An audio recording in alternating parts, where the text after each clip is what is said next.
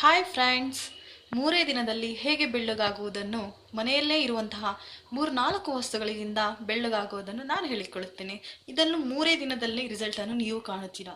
ಇದಕ್ಕೆ ಬೇಕಾಗುವ ವಸ್ತುಗಳು: ಶ್ರೀಗಂಧದ ಪೌಡರ್, ರೋಸ್ ವಾಟರ್ ಬೇಕು, ನಮಗೆ ಬೇಕಾಗುವಷ್ಟು ರೋಸ್ ವಾಟರ್ ಬೇಕಾಗುತ್ತದೆ. ಸ್ವಲ್ಪ ಮಿಲ್ಕ್ ಬೇಕು, ಅದು ಬಿಸಿ ಆಗಿರುವಂಥ ಸ್ವಲ್ಪ ಲೈಟಾಗಿ ಬಿಸಿ ಆಗಿರುವಂಥ ಮಿಲ್ಕ್ ಬೇಕು.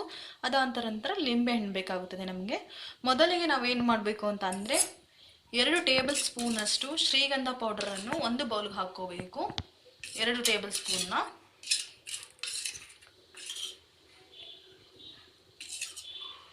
ಇದು ಹಾಕಿದ ನಂತರ ಸ್ವಲ್ಪ ರೋಸ್ ವಾಟರ್ ಹಾಕಬೇಕು. ನಮ್ಗೆ ಎಷ್ಟು ಬೇಕೋ ಅಷ್ಟು ರೋಸ್ ವಾಟರ್ ಹಾಕೋಬಹುದು.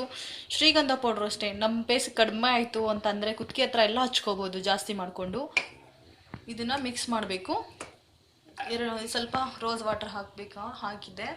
ಈಗ ಲಿಂಬೆಹಣ್ಣು ಜ್ಯೂಸನ್ನ ಸ್ವಲ್ಪ ಹಾಕ್ಕೋಬೇಕು ಇದರಲ್ಲಿ. ಲಿಂಬೆಹಣ್ಣು ಜ್ಯೂಸು ಇನ್ನೂ ಬೇಕು ಅಂತಂದರೆ, ಕಡಿಮೆ ಆಗಿದೆ ಅಂತಂದರೆ ಸ್ವಲ್ಪ ಲಿಂಬೆಹಣ್ಣು ಹಿಂಡ್ಕೋಬೇಕು.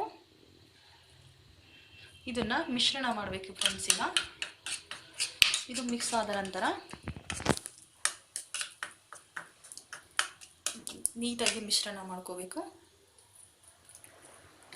ನಮಗೆ ಎಷ್ಟು ಬೇಕೋ ಅಷ್ಟು ರೋಸ್ ವಾಟರ್ ಹಾಗೆ ಲಿಂಬೆಹಣ್ಣ ಇದನ್ನು ನೀಟಾಗಿ ಮಿಕ್ಸ್ ಮಾಡ್ಕೋಬೇಕು.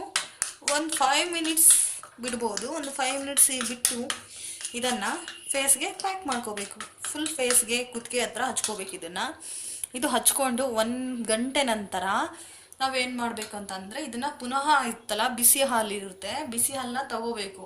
ತೆಗೆದುಕೊಂಡ ನಂತರ ಅದರಲ್ಲಿ ಸ್ವಲ್ಪ ಕಾಟನ್ ಎದ್ಬಿಟ್ಟು ಮುಖಕ್ಕೆ ಟೋನ್ ಮಾಡ್ಕೊತ ಹೋಗಬೇಕು.